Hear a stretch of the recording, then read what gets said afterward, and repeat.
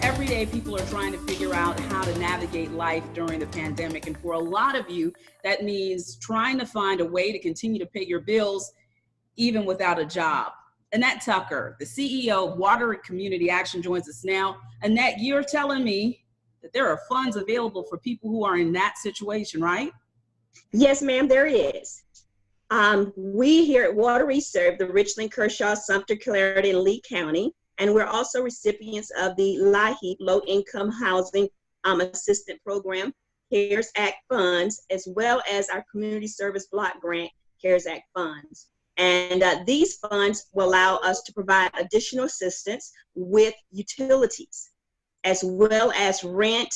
And we have a housing program that we put in place called the COVID-19 housing program that we can assist those with mortgage payments and also with temporary shelter to permanent shelter.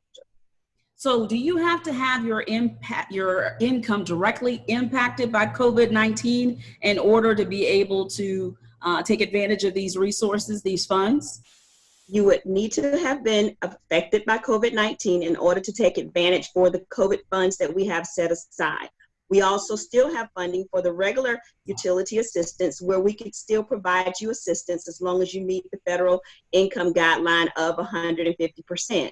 And if you were not affected by it. But if you were, there are additional funding for that. There are a lot of utility companies, if we understand correctly, that are still giving people time to pay their bills, bearing in mind that we're dealing with historic unemployment. How do you all factor into that?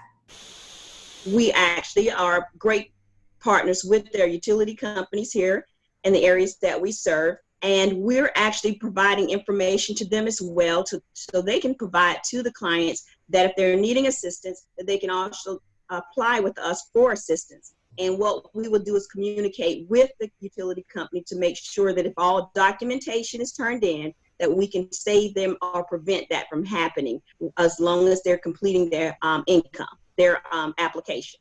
All right, so how do we get an application and what are the steps from application to the time that we can expect to see those funds? Well, you can go to our website, which is www.wcai.org. You can apply online and you can upload your supporting documents up online as well. If for those who are trying to do it off their phones, they're able to do that on a phone as well as the computer. If you do not have access to a computer or online to be able to do it online, you may stop by one of the local office and pick up an application, complete it, and then drop it back off in the drop box. We are open for service. We are doing the contactless services, so you are still available to apply for these and we can assist you. The bottom line is there is help available. Yes, ma'am. Annette Tucker, thank you so much for spending a couple of minutes with us. Thank you very much.